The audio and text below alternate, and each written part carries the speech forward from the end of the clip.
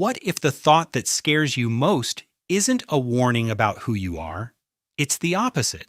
That's the part almost nobody explains properly. The scariest thoughts a person has are usually not the ones they believe. They're the ones they're terrified they might believe. This is often what's underneath a pattern called obsessive compulsive disorder, and it rarely looks like the version most people picture. It isn't about tidy desks or lined-up pencils. At its center, it's a relationship with doubt, one where doubt always gets the final word. Almost every brain produces strange, unwanted thoughts, a flash of violence during a quiet moment, a disturbing image that has nothing to do with what you actually want. The vast majority of people experience thoughts like this.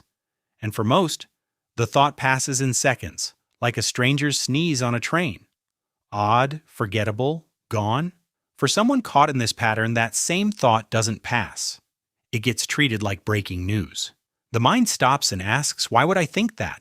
Does this mean something about me? Am I secretly the kind of person who would do that? And here's the mistake the whole cycle depends on. Treating the thought like evidence. A thought isn't proof of anything. It's an event that happened inside your head, not a decision you made or a fact about your character.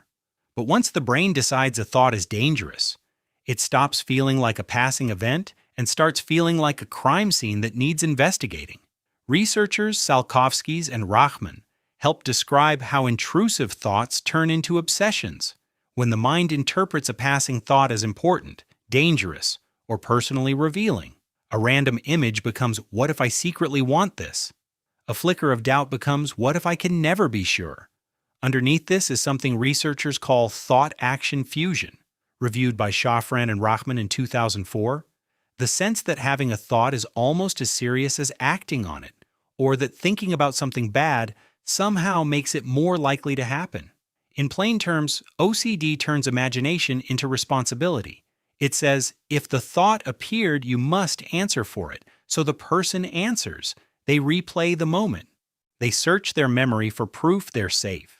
They ask someone they trust the same question in 5 different ways.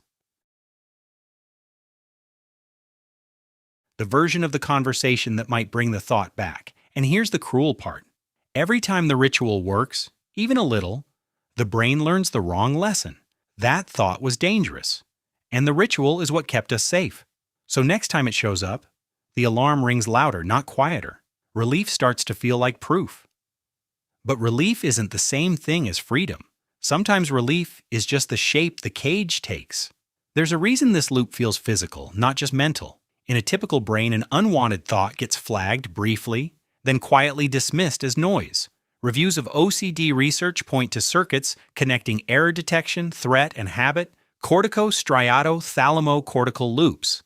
That doesn't mean one brain region causes OCD. It means the systems that usually help us notice a mistake and move on can, in this pattern, behave like a smoke alarm that keeps sounding after the fire is gone. Something feels unfinished, unclean, not quite right.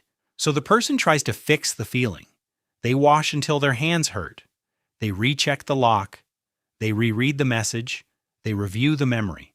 That's why checking the lock once was never going to be enough. It was never about the door. It was a demand for a kind of certainty the human mind was never built to deliver. There's something else that makes this pattern especially cruel. It tends to attack exactly what a person cares about most. A gentle, careful parent gets thoughts about harming their child. A deeply honest person gets thoughts about being a fraud. Someone who takes their faith seriously gets thoughts that feel blasphemous.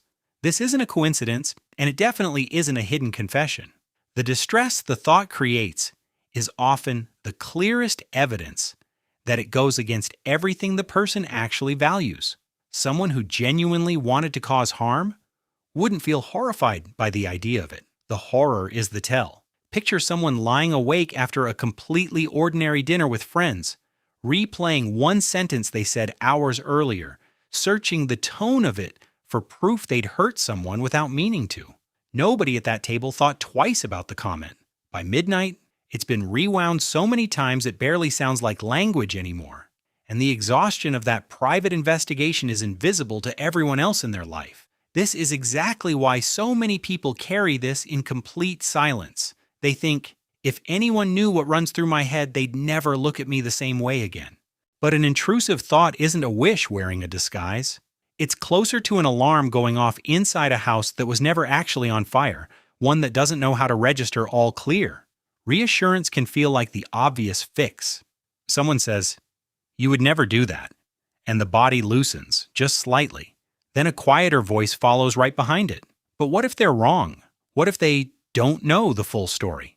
So the question gets asked again, because what the mind is actually chasing isn't an answer. It's a kind of certainty that simply doesn't exist for anyone about anything. The way out isn't finding the one argument clever enough to finally satisfy the doubt. It's learning a different relationship with the doubt itself. One of the most well-supported approaches for this is exposure and response prevention, often shortened to ERP. It doesn't ask a person to enjoy the scary thought or convince themselves it's harmless.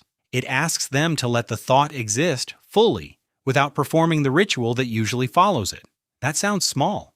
In practice, it's enormous. At first, the mind insists something terrible will happen if the ritual doesn't happen too. But slowly, through actually living that moment instead of avoiding it, the brain starts collecting different evidence that the fear can rise all the way up and come back down again, on its own, without a single ritual keeping the house standing.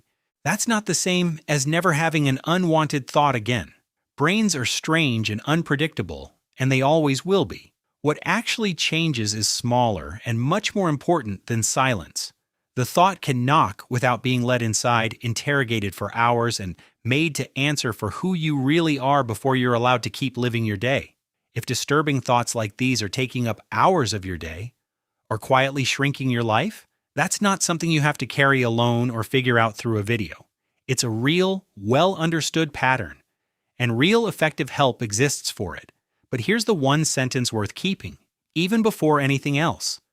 A thought that horrifies you is not a verdict about who you are. Sometimes the thought you're most ashamed of isn't revealing your character at all.